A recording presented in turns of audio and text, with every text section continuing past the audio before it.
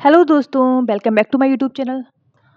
आज मैं लेकर के आई हूँ साइंस एंड टेक का थर्ड टॉपिक जो है हमारा फेशियल रिकॉग्निशन टेक्नोलॉजी। ठीक है, सॉरी फॉर कल मेरा जो वीडियो एक नहीं आया है, बट मैं आज से ट्राई करूँगी इसको डबल वीडियो जो है अपलोड कर दूँ। ठीक है, तो आपको परेशान होने की ज़्यादा ज़रूरत नहीं है। थोड़ा सा हेल्थ इशू था तो इसकी वजह से फिर मैं उस वीडियो को अपलोड नहीं कर पाई। ठीक है, स्टार्ट करते चलिए। तो नीति आयोग ने जो है वो एक रिलीज़ किया है white paper, responsible AI for all. दिमाग में रखना है ये वाइट पेपर किस लिए, नीति आयोग ने किस लिए वाइट पेपर रिलीज किया है, जिससे कि एआई हो उसकी रिस्पॉन्सिबिलिटी लेने के लिए। कुल मिला के मतलब अभी तक क्या था कि एआई से अगर कोई चीज़ गड़बड़ हो रही है तो फिर उसकी रिस्पॉन्सिबिलिटी के लिए कोई चीज़ ऐसे रूल टाइप का नहीं था, है ना। तो उस चीज़ के लिए ये कहीं ना कहीं जो है वाइट पेपर रिलीज किया गया है। ठीक है, तो थोड़ा वही लिखा हुआ है कि इससे होगा क्या, हमारा कहीं ना कहीं हम लोग एक रिस्पॉन्सिबल और सेफ डेवलपमेंट जो इन्वायरमेंट है वो प्रोवाइड कराएंगे।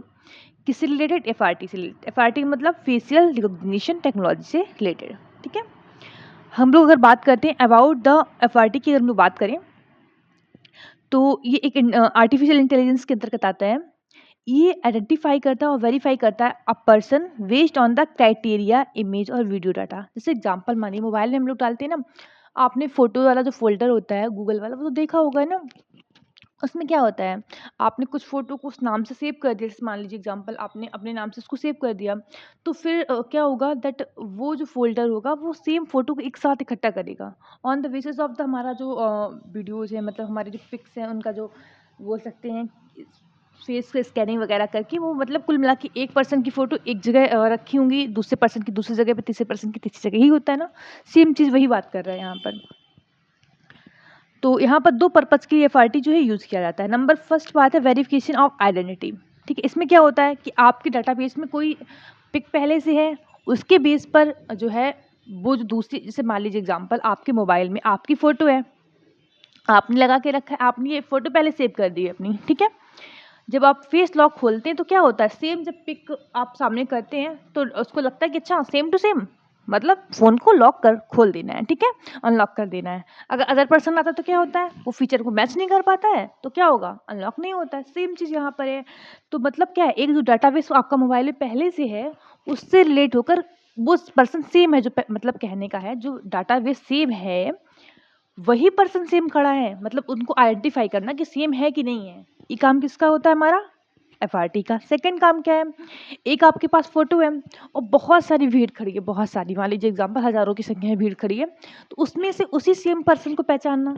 ठीक है, इसके लिए हम एफआरटी का यूज़ करते हैं। एग्जांपल समझिए इसका, हमारे पास कोई टेररिस्ट ग्रुप का कोई मेंबर है, हमको पता चला कि वो मुंबई में आया हुआ है, एग्जांपल मुंबई की इस प्लेटफॉर्म पे वो है, लेकिन इतनी सी भीड़ में हम कैसे पहचानेंगे। हमने क्या किया, कैमरा लगाया और सर्विलांसेस ऑन कर दिया, तो फिर क्या होगा पता है, हमारे पास जो पिक है वो मैंने पहले से डाटाबेस में उसको अपलोड करके रखा है। जैसे ही कैमरा में वो चीज़ कैप्चर होगी वो तुरंत डिटेक्ट कर देगा कि ये पर्सन वही पर्सन है जो तुम्हारा उसमें दिखा रहा है। समझ आया? तो दो तरीके से ये हो सकता है। अब इसमें होता कैसे, वर्क कैसे करता है, देखिए कैप्चरिंग एंड स्कैनिंग। पहले ये फेशियल का डिटेक्शन करेगा, उससे कुछ एल्गोरिथम वगैरह बनाएगा। ठीक है, उसके बाद एक्सट्रैक्शन, वही बोल रहा है कि तुम्हारा फेशियल कुछ डाटा है जो पहले कैप्चर करेगा, इसकी स्कैनिंग करेगा। स्कैनिंग करने के बाद अपना उनका मैथमेटिकल रिप्रेजेंटेशन कुछ चलेगा, कुछ फीचर्स इंडिविजुअल फेस में होते हैं ना अलग अलग, वो काम उसका हो गया।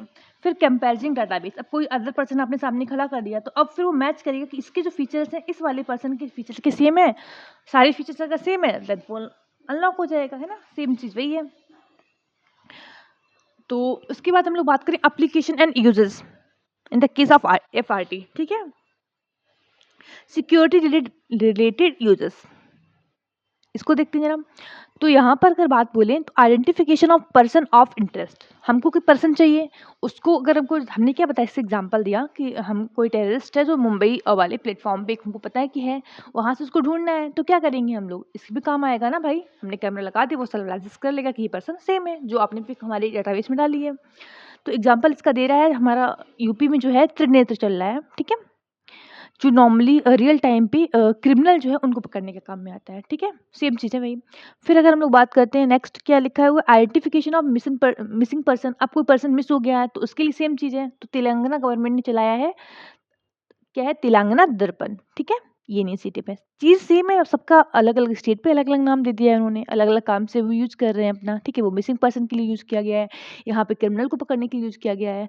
चीज़ देखिए सेम ही है। उसके बाद हम लोग बात करें मॉनिटरिंग एंड सर्विलांसेस के लिए यूज़ होता है। एग्ज़ाम्पल दे रहा है चाइना का स्काईनेट प्रोजेक्ट हो गया, है ना? इमिग्रेशन एंड बॉर्डर मैनेजमेंट, इसमें क्या होता है देखिए, कनाडा ने किया है फेस ऑन द मूव, ठीक है? होता क्या है, कभी-कभी इल्लीगल, कभी-कभी नहीं बहुत ज़्यादा इल्लीगल जो है माइग्रेशन होता है एक कंट्री से दूसरी कंट्री के अंतर्गत। अब उन्होंने फेक आईडी वगैरह बना ली है, तो हमने क्या किया, इसकी वजह से हम ये समझ सकते हैं कि भाई ये person,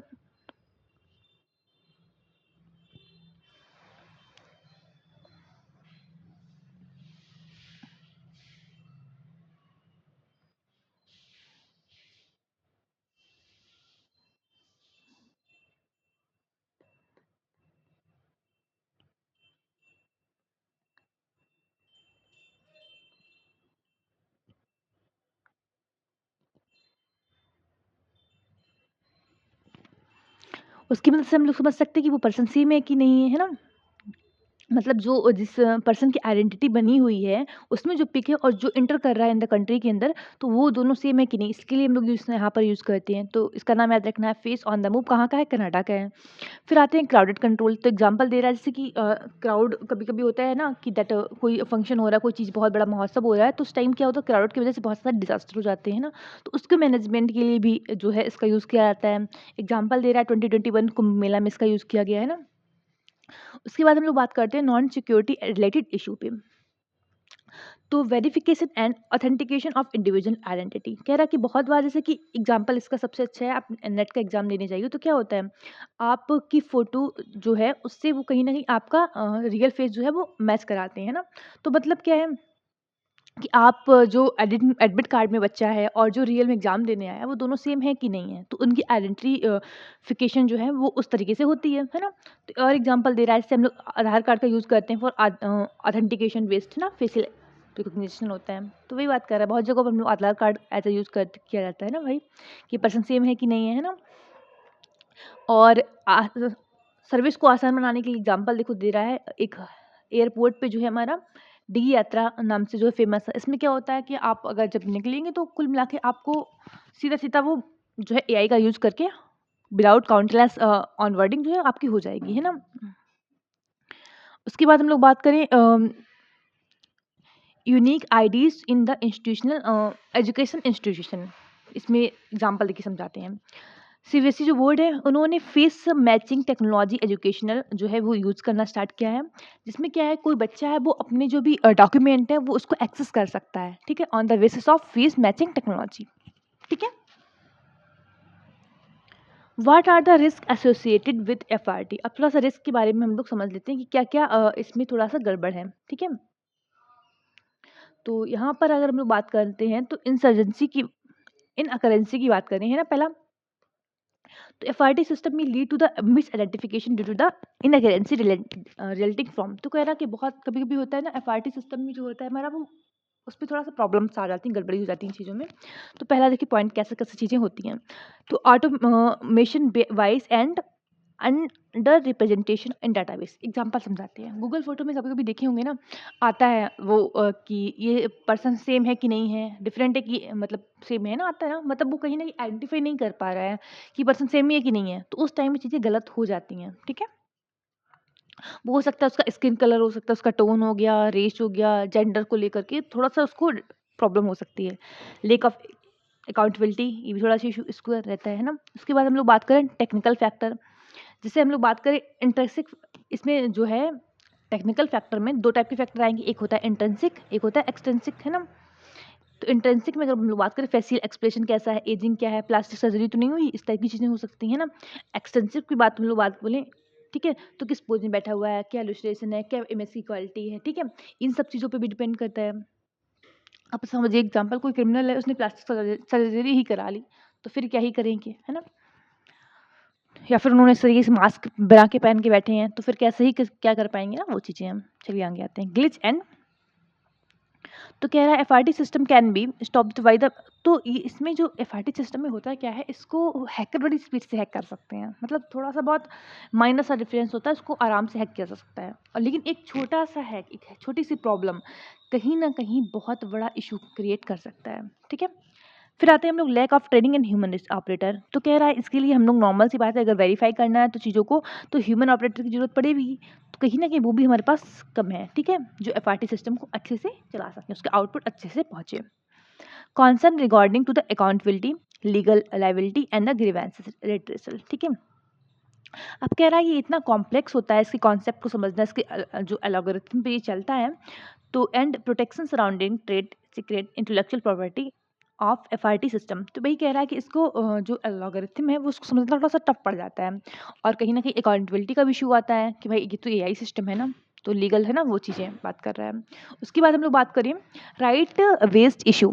supreme Court in the justice of Puttaswamy versus union of India 2017 की बात बोल रहा है। इसमें क्या देखो उन्होंने बोला है, देखिए he has recognise the right to informal informational autonomy, आराम समझिएगा। ठीक है, as a first to the right to privacy under the article 21 of the constitution. ठीक है, तो क्या उन्होंने बोला है, इस जो केस था उसमें ये बोला गया कि राइट टू इन्फॉर्मेशन ऑटोनॉमी जो है वो आर्टिकल जो हमारा 21 है, कौन सा आर्टिकल हमारा 21 की बात कर रहा है यहाँ पर। तो कह रहा है कि देखिए कभी कभी क्या होता है, हमसे जो पर्सनल डाटा हमारा लिया गया है, जैसे बायोमेट्रिक है ना, तो हमसे बोला कि भाई हम ये काम के लिए आपका डाटा ले रहे हैं, लेकिन हो सकता है उस काम के लिए ना करके वो किसी कहीं और यूज होता है कभी कभी, है ना, तो फ्रॉड तो होते ही, नॉर्मल सी बात है। और कभी कभी ये भी होता है कि उस काम के लिए तो उन्होंने यूज़ किया, साथ में एडिशन कहीं और भी यूज़ कर लिया, है ना, तो ये थोड़ी सी प्रॉब्लम है, थोड़ी सी नहीं, बहुत बड़ी प्रॉब्लम है ना। आगे आते हैं डाटा लीक। तो कभी कभी ये होता है हमारा जो डाटा वो लीक हो जाता है, और कहीं ना कहीं अनऑथराइज जो एक्सेस होता है पर्सनल डाटा को लोगों को मिल जाता है, तो वो भी थोड़ा हमारा जो बोल सकते हैं राइट टू प्राइवेसी या फिर राइट टू, है ना, तो वहाँ पर कहीं ना कहीं वो चीज़ें वायलेट होती हैं। उसके बाद हम लोग बात करें लैक ऑफ मीनिंग कॉन्सेंट। अब इसमें समझते हैं जरा।